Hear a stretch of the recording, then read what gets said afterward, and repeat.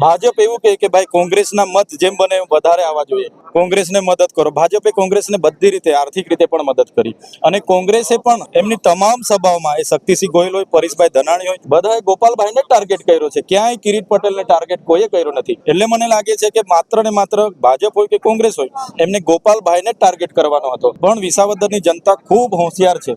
ગુજરાતના તમામ વિસ્તાર કરતા વિસ્તારની જનતા ખૂબ હોશિયાર છે. કોઈ પણ જાતના લોભ, લાલચ, વાયદા, વચનો, એમના કરોડોના ભેટોમાં આવ્યા વગર ગોપાલભાઈને ભરોસા સાથે જીતાડીને લાવ્યા છે.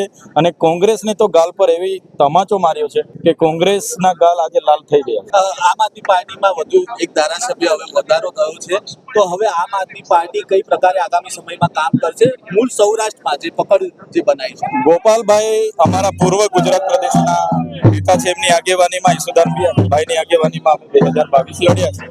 ગોપાલભાઈના આવવાથી સમગ્ર ગુજરાતનો માહોલ બનશે અને તાલુકા, જિલ્લા પંચાયત હોય, આવનારી વિધાનસભા અમે પૂરી મજબૂતાઈથી લડીશું.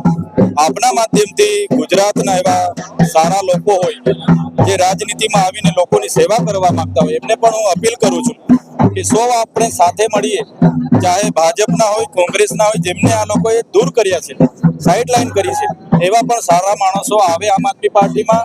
અમે બધા સાથે મળીને આવનારી 27માં પરિવર્તન લાવવા માંગીએ છીએ.